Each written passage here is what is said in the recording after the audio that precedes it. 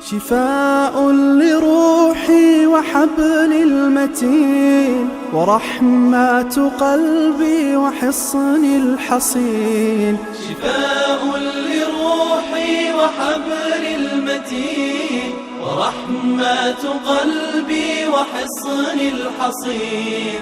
وأمن حياتي وخير الدليل إذا تهت يوما مع الحائرين. فقرآننا هدينا والحبور وبشر يسلي الفؤاد الحزين. وفي الليل عند احتلاك الظلام سيبزغ منه الضياء. أعوذ بالله من الشيطان الرجيم. بسم الله الرحمن الرحيم. الحمد لله والصلاة والسلام على رسول الله وعلى آله وصحبه ومن والاه. أما بعد. Hörmətli qarindaşlar, bizden bugünkü dersimiz Sura Baqara'nın 217. ayeti. Allah Subhanahu wa Taala 217. ayeti davamında estaizu billah.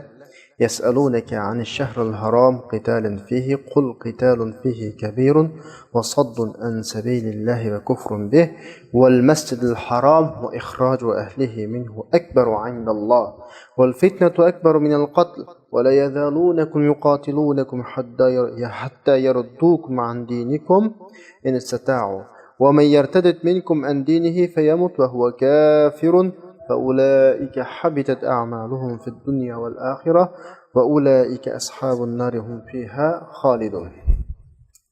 Ayetning qisqacha bir tarjimasini qilib andan keyin tushuntirishga mansaq. Alloh subhanahu va taolo shunda deydi: "Ular urush harom qilingan oyda odam o'ldirish, urush haqida so'raydi. Bu oyda urush qilish intayin cho'ng gunoh. Ammo masala nima bo'lsa-mu, Alloh yo'ldan to'sish, Allohni inkor qilish, Masjidil Haromdan to'sish, Masjidil Haromning ahlini chiqarib o'tish Allohning nazarida texmi cho'ng gunoh. Fitna o'ltirishdan buyukdir gunoh jihatda. Bularning asli maqsadi boshqa. Bular sizlar bilan urushni hargiz to'xtatmaydi. Hattoki agar kuchi yetsa sizni diningizdan qaytirgan qadar bular sizlar bilan qilgan kurashni to'xtatmaydi.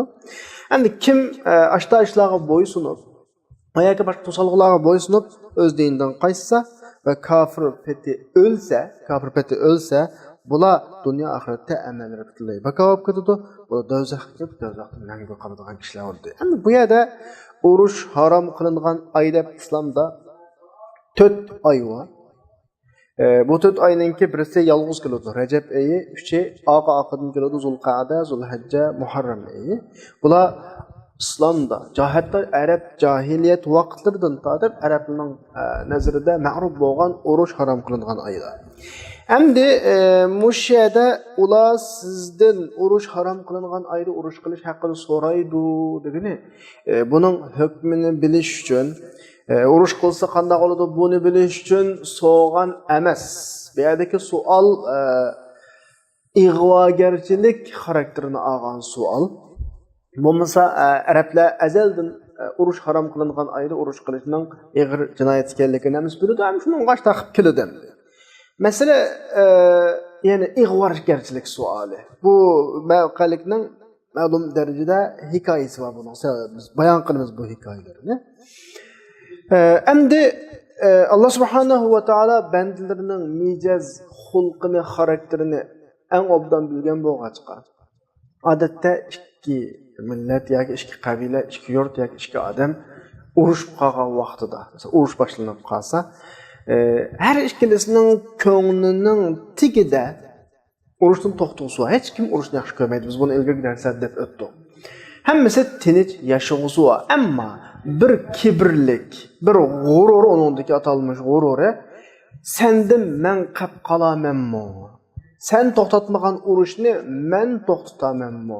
Men qo'qqan bo'lib qolamanmi? Urushda yengilgan bo'lib qolamanmi deb mutakabbirlikdan urushlar uzluksiz davom qiladigan bir ahvol kelib chiqadi. Endi Alloh subhanahu va taolo dal mushu mutakabbirlikning oldini olish uchun yo'l qo'ygan bir urush qonunlaridan bir qonuniyat bu. Ya'ni ma'lum o'rinlarga urush qilmaslik mahremiyetini berdi Allah. Haram deb onun içinde urush qilolmaydi, birisi-birisidan urush qilolmaydi. Ma'lum vaqt zamonlarga urush qilmaslik mahremiyetini berdi. Mahremiyetini berdi. Yani urush o'ti yamrab qilish oldida onun urushqisi yo'q, buning urushqisi yo'q. Urunning muqaddaslik bilan har ikkilisi urush qilmaslik bir ba'no topadi. Odatda deymizga xat biz haram deb qopdik, bo'lmas degan deb o'zimizga bir ba'no deb kendimizga chekamiz. Yani bo'lmasa urush qilishga tazza bir ishlar chiqib, herkes o'zininki g'ururini depsanda olgandek, boshqalarning oldida o'zini tushib ketgandek bir tuyg'u kelgan vaqtda xat adabini bir biray debdim. Urush harom qilingan oyda bo'lib qopdi. Degandek bir banolardan urushdan qanaqaladi to'xtaydi. Bu yüzden Allah subhanahu va taolo bir qism urullarga muqaddaslik bergan, bir qism oylarga muqaddaslik bergan. Ya'ni ma ay urush harom qilingan ay keskin urushga bo'lmaydi. Urush qilmaysa deb buyruq tushirayotgandan keyin, garchi urushni voy qilaman deb toza dafshunib, menga urush qilsam bo'ldi, ay deb turganlarmi, ko'nglining tikiti urushdan chekingisi bor. Mushu buyruqni qana qilib, bahona qilib, keyniga chekinadiganga bahona topirish maqsad yani. Bu yüzden Allah subhanahu va taolo urush harom qilingan oylarni bekitgan, urush harom qilingan joylarni bekitgan. Bu orqali har tarafning g'ururini saqlab turib, urushni to'sab qilish. Yani bu yerdeki maksat nima olsa bu orqali Allah insonlarning qonini saqlamoqchi. Shuning uchun urush boshlanib qoldi. Urush harom qilingan ay keldi. Bular mushuni ba'no qilib to'xtadi. Aradan 3 oy o'tdi yoki 1 oy o'tdi. Ochiqdan paslaydi. Hech kimning qon to'kisi yo'q, hech kimning urush qilg'isi yo'q. Shuning bilan bir bommoqcho'ga urush tinish asta to'xtab qoladi. Yoki 3 oy urush harom qilingan oyda urush qilmay o'tgandan keyin uning keyinidan ma'lum sabablar tufaylidan urush qayta boshlanmaydi. Tinchlik, muqimlik hukm suradigan gap. Hatto mush 3 oy ichida birisidan aminoga chiqa qanday bo'lgan gap, hatta do'stlashib qoladigan ahvollar bo'ladi. Demak, bu urush harom qilingan oylarning alohidligi va biz bilgan bir nima hikmat. Endi ma oyatda tilga ilinayotgan savol, ular sizdan so'raydi degan savol asli aytganimizdek normal ahkomni bilish uchun so'ralgan savol emas, balki ig'vogarchilik savoli. Ya'ni Qurayshlar va Madinadagi yahudiylar musulmonlarningki tutuvog'ili bo'ladiganligi ayib nuqson yoki kamchilik bahonalarni tutib olib bularga hujum qildi emasmi? Mush shakldagi bir ahvol. Xuddi dushmanlar, bizning dushmanlar, dinning dushmanlari o'zi dindor bo'lmay turib, bizga ba'zi bir diniy ishlarni dalil qilib turib, aslan musulmonlar mushta qilsanglar bo'lamdi. Masalan, voy siz degan ahli ilmlar bunda qilsanglarmi, siz degan o'quvchi odam bunda qilsanglarmi deb bizga o'zimiz tarafini tutib bir ig'vogarchilik qiladi ya, mush shakldagi savol. Asli buning hikoyasi Payg'ambar alayhisolatu vasallam bir qism kichik qo'shinlarni, ya'ni bir guruh atratni kuzatishga avatgan. Rasululloh atratning boshiga Abdulloh ibn Jahshni bosh qilib 8 odamni bunga hamroh qilib bir xatni bir ya'ni 2 kunlik musofadan keyin xatni o'qishsa maqsad boshqalar bu atratning vazifalarini maxfiyatchilik o'rtaga chiqib ketmasin deb. Endi bu atrat 2 kun mangandan keyin Abdulloh xatni ichib o'qib xatninki batni Naxla degan joyga berib, Makka bilan Toifning o'rtasidagi bir joy, Qurayshning ahvolini tinglab kelishga buyurgan buyruq ekanligi va bu 8 dona atrof mush atrofning guruh a'zolarining hech qaysisini majburlamaslik. Xalqlar ba'si qildi, xalqlarning qaytish haqqi bor degan shaklda bir xatdi.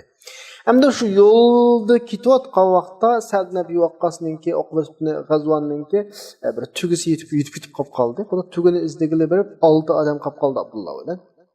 6 elan Batni Naxl degan joyga bordi.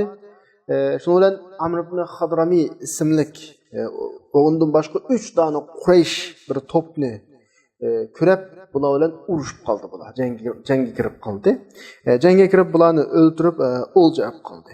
Ama şu urushgan kunliklarida Bularning xiyolida Jumadil oxirininki oxirgi kunlari deb o'ylaydi, lekin urush bo'lib bo'lgandan keyin o'zininki Rajab oyida ekanligi oshkorlandi. Demak, bu urush harom qilingan oyda ash musulmonlar Ibn Hazramini o'ldirib qoldi.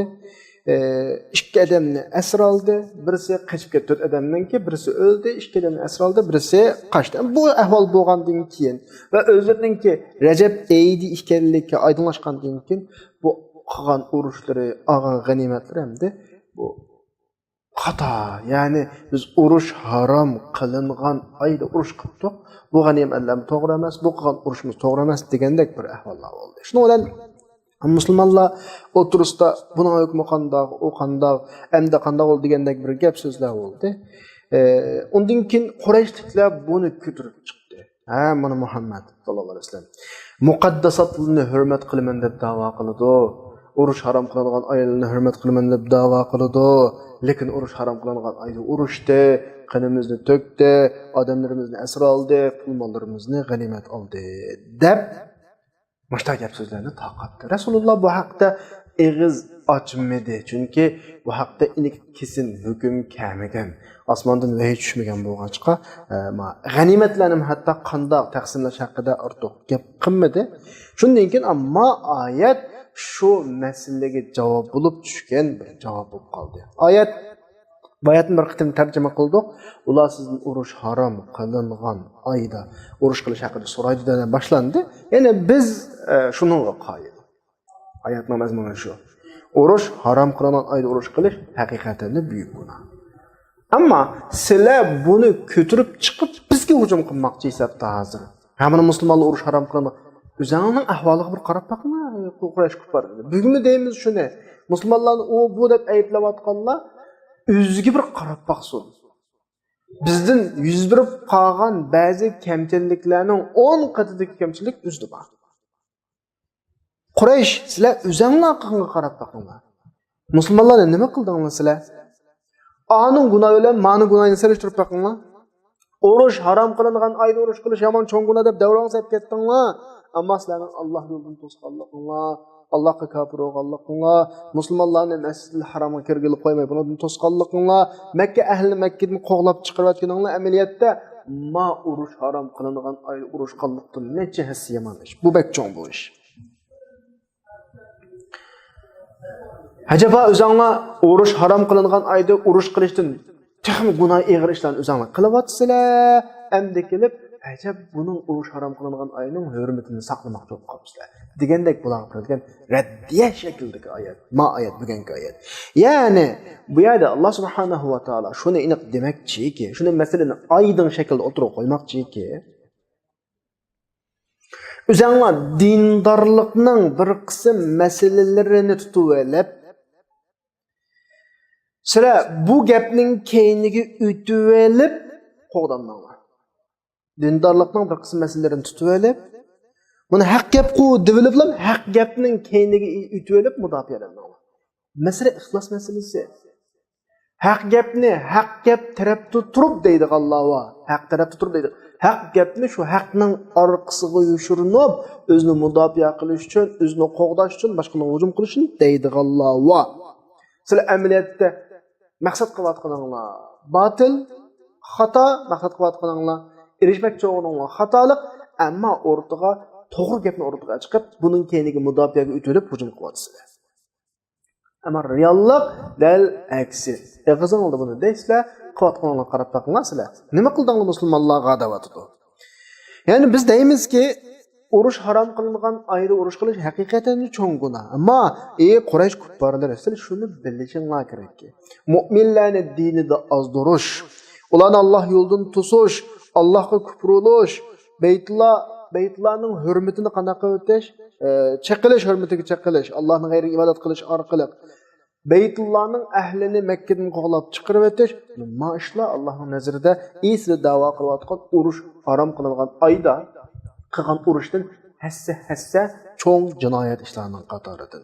Agar sizlar mana jinoyat ishini o'zingizga tortmoqchi bo'lsangiz, avval sizlar ma'nodan tortilinglar. Sizlar bu gapni ko'tarib chiqiblar, buni orqasiga o'tib olmanglar da'vatdir. Ammo shaklga vaqtda biz jamiyatimiz chiqishimiz eg'izdan chiqayotgan gapi to'g'ri, Ammo shu to'g'ri gapni ishlatish orqali uning erishmoqchi bo'lgan niyati, maqsadi xato. Bunda kishilarga Qur'on bizga o'rgatadiki, yo'l bermaslik kerak. Biz haq gap sallamlar deymiz. Ammo haq gap haq yo'ldan deyilsa, haq tildan deyilsa va haq dil bilan deyilsa, andan sallam. Ammo haq gapni tutib olib, bu orqali bizga hujum qilmoqchi bo'lsa, haq gap bilan mudofialanib turib, botilga erishmoqchi bo'lsa, uningga yo'q deymiz. Yani bu yerda Alloh subhanahu va taolo müşriklar atgan bu o'qni o'ziga qaytarib beradi. Müşriklar musulmonlarni ittihom qilib atdi-ya bu o'qni o'ziga qaytarib berib, Davatuduq oyatining oxirisida bular bunda degan bilan buning ahvoli nima? Va la yazaluna yuqatilunakum. Buning maqsadi uzluksiz sizlar bilan urush qilish. Agar qudrat yetsa, inistata'u degan din yo'ldan qaytarish uchun qudrat yetsa, urush harom qilingan oy va harom qilinmagan oy ayırıp oltamasdın, makan, zaman ayırıp oltamasdın, bunu uruş kıldı. Asli kuchi yetse. Yani her gün mü bunun uruştan toxtab qalğan ne?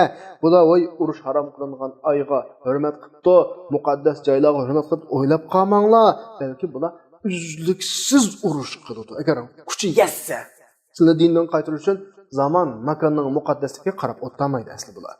Mushadaki inistata'u degan so'z nihoyat ro'shan bir ekan. Kuchi yetsa dedi.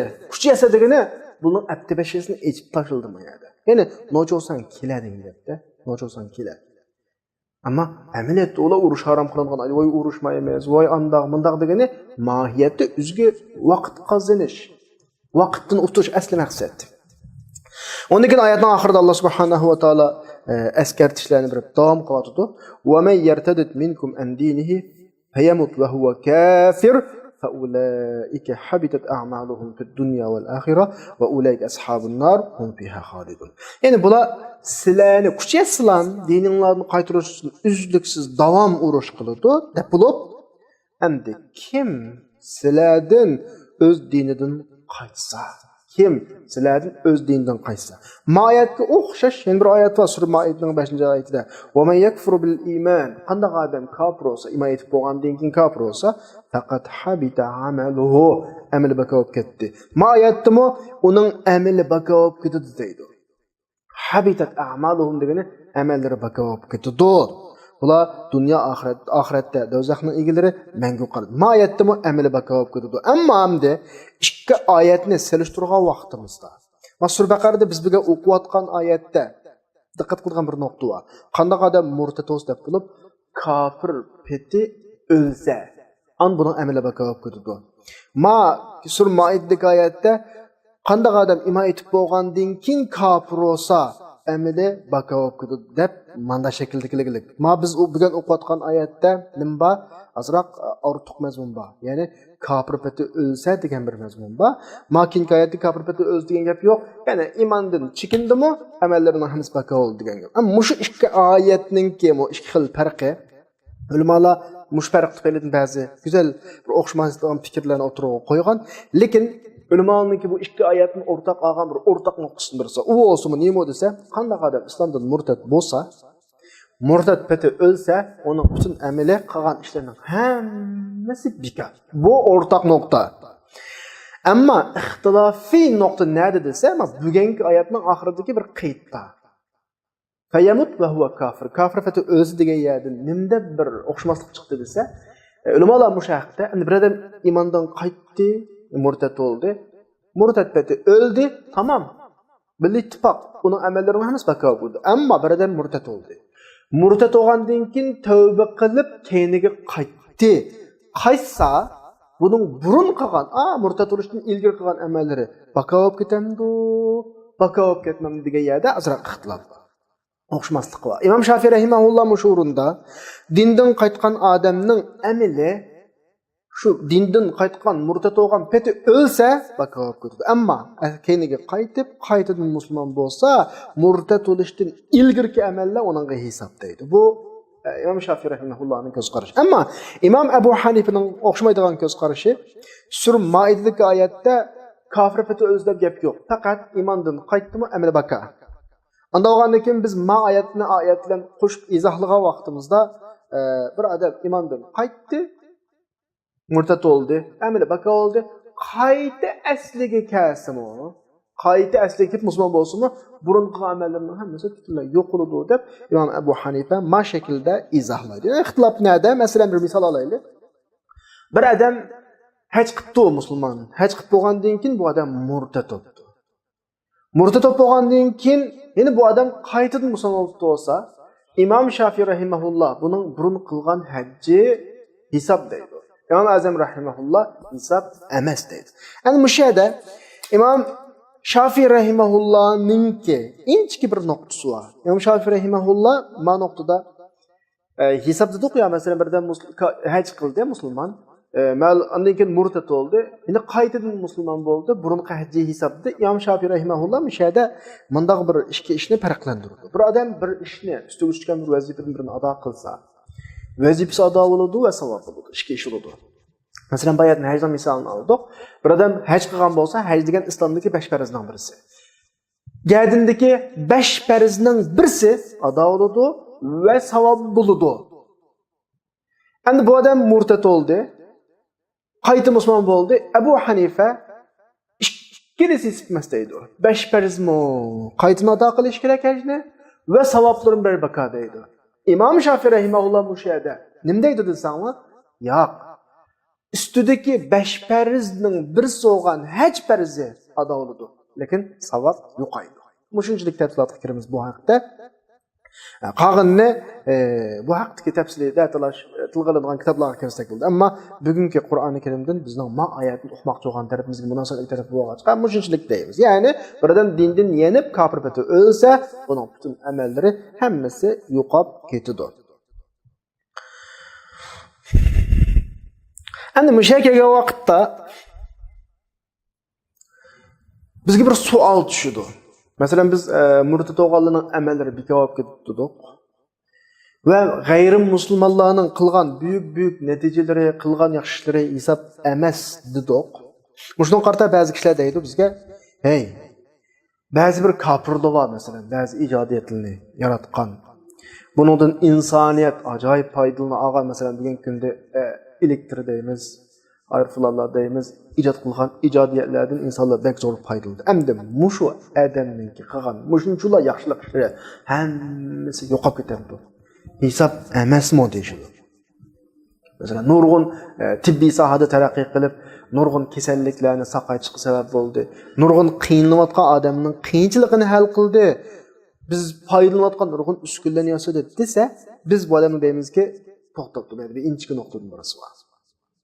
Avval biz bir narsaga kelishib olishimiz kerak. Bu o'zimi har qanday bir ishni qilgan odam qilgan ishidan ajr ko'zlaydi. Bir narsaga erishmoqchi. Endi mushuni yasagan bayatın degan g'ayrimusulmon bo'lgan, ammo go'zal yaxshi manfaat narsani yasagan odamlar shu ishni qilayotgan vaqtida, shu ishni yasagan vaqtida nimani ko'zlaganda ma'no o'ylashimiz kerak. Ya pul uchun qiladi, tamam, pulga erishdi. Bu adolat emasmi? Yoki dunyodagi nom, shuhrat uchun, boshqalarning yaxshi tilaklari uchun qiladi, tamam, nom, shuhratga erishdi, ajrga erishdi emasmi?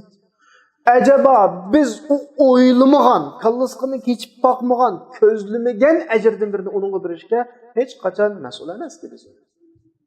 Ammo mu'min qilsa, aynı ishni qilsa, mu'min aynı kashfiyatni mu'min ijod qilsa, buningdan birsi iqtisod, pul, boshqalarning oldidagi yaxshi yuz obro'ydan boshqa Allohning rizoligi uchun qiladigan bo'lg'achqa, bu ko'zlagan narsaning hammaga erishdi. Intayin adil bir taqsimot. Har odam o'zining qilgan ishidan ko'zlaganga erishadi, ko'zlamaganga erishmaydi. Allah'ın rızalıqını közlüməgən, cənnətini közlüməgən adamga zo'lab tengib cənnətini bəgil olmaydı. Çünki o şu kəşfiyyatını qılğan vaqtda pulunu oylagan, nam obroyunu oylagan, pulga erişdi, nam obroyga erişdi, istigin erişdi. Bu adalet yani. Şuңашqa Allah subhanahu wa ta'ala bu xil kishilarning ahvolini kesib nim deydi. Vallazina kafaru a'maluhum kasarab. Kuffarlarning qilgan ishlari Iroqdan ko'rangan, ko'zimiz ko'rangan bir nimaga o'xshaydi? Sarabga o'xshaydi. Ya'ni kunduzi havoning qattiq issiq vaqtlarida Iroqqa qarasak, yaltirab turgan bir suv dek ko'rinadigan narsaga o'xshaydi. Ussigan odam sudab ko'rinadi, ammo kelsa hech narsa yo'q. Demak, mushta tasvirlaydi Qur'oni Karim. Ya'ni masalan kofir o'zining ishlarini oxiratda foyda qiladi deb o'ylab qolsa, kelgusida o xatolashgan bo'ladi. U biz sarabga o'xshaydi. Sarada sudab o'ylaydi uni, ammo qashig'i kelsa yo'q. Chunki u kofir qilayotgan ishining oxiratdagi unumni o'ylamagan. Ammo ehtiyojli qolgan vaqtda men dunyoda shu ishlarni qilgandim, asqitib qolamu desa kelgusida o ishni isimiz. Allah onun hesabını to'liq oladi, jazo bilan. Ya'ni ularning do'zaxdan boshqa jazosi bo'lmaydi. Ulayga ashabun nar hum fiha xolidun. Bular do'zaxning egalari mangu do'zaxda qolib qoladi. Endi bu yerda bugungi oyatda asliga gapning asli temisiga qaytaylik. Bular sizlar uzluksiz urush qiladi. Bo'lmishda gapni qiladi, ammo buning qilayotgani ig'ir gunoh. Agar qudrat yesi seni diningdan qaytiradi.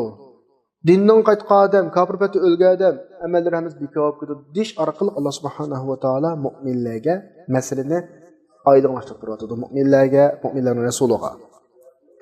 Ularga kuffarlarning mu'minlarga zarar yetkazish orzu armoniga qarshi iymonit kuchi beryapti. Iymonit kuchi beryapti.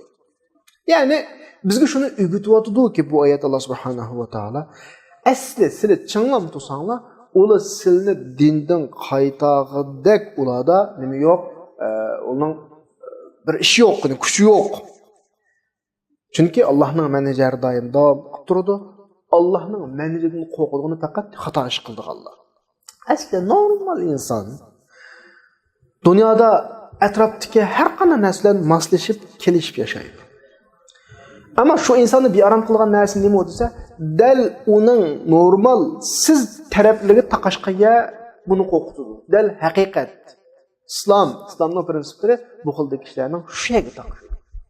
Normal yashaqliq qo'ymaydi. Ya'ni uning normal o'zi manfaatlariga, uning yo'lsizlik qilgan taraflariga o qarshilik ko'rsatadi islom. Bu nuqtadan kuffarning o'y xiyoli, hatta musulmonlar kofirlikka chiqilmagan taqdirda boshdan oxiri nima desa, boshdan oxiri islomning prinsiplarini yiqitish, musulmonlarni keyniga chekidir. Chunki uning normalsiz taraflarini islom ko'rsatib qo'yadi, islom uni cheklaydi, uni zina qilib qo'ymaydi, boshqalarning izzat obro'yiga chiqilishga yo'l qo'ymaydi, boshqalarning mol mulkiga chiqishga yo'l qo'ymaydi. Demak, normalsiz yashashga yo'l qo'ymaydi islom. Bu tigib oladi buningga, taqishib oladi buningga, to'qinish oladi buningga. Shuningga bular islomga qo'lidan kelishcha yo'qotishga urinadi islomni. Musulmonlarning qo'lidan kelishcha dinini qaytarishga urinadi, ammo Qur'on shunda deyotadiki, asla qaytara olmaydi sizlarni. Sizlarga hech qanday ziyon solmaydi. Bizga iymonut kuchi beryapti Alloh subhanahu va taolo. Iymonut kuchi bilamiz-ku. Masalan, mening badanimga bir kasaldan birisi kirsa, mikrobdan birisi kirsa, badanimdagi immunot kuchi u mikrobni badanimda taqib qilib qo'ymaydi. Dal Alloh mu'minlarga bu immunot kuchini beryapti-ki, ularning urinishlari, sizlarni dindan qaytarish uchun qilgan tirichanliklariga sizlarga ta'sir qilmasin, sizlarga ta'sir qilolmaydi ham deyapti. Shunga oyatning oxirisida kim ashta mikrobning ta'siriga uchrab, o'zining dinidan qaytib, kofirlikka o'lsa, uning amallari butunlay bekor bo'lib ketdi. Bada mu'min bilan kofirning o'tirdiki, negizlik ixtilof nima desanglar, mu'min yaxshi ishni qiladi, niyatidan mukofot beruvchi Alloh degan hukm bor. Hamda mu'minning g'ayri kofir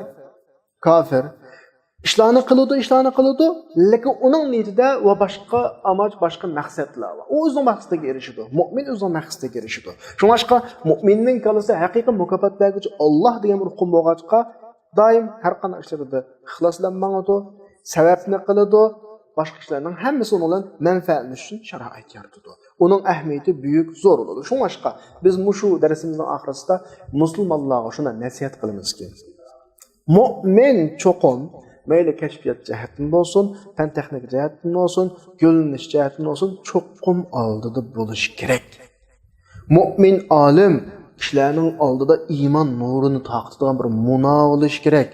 Qanaqdir boshqa dinsiz, mu'min emas kuffarlarning mayli fan texniki, ilmiy jihatda ilgarilab ketishga yo'l qo'ymaslik kerak. Ya'ni u oldida nimish kerak. Chunki mu'min qilgan har ishininki ikki xil ajr borligini biladi. Birisi dunyoda, yana birisi oxiratda. Nimishqa? Chunki islom din va dunyo degan gap.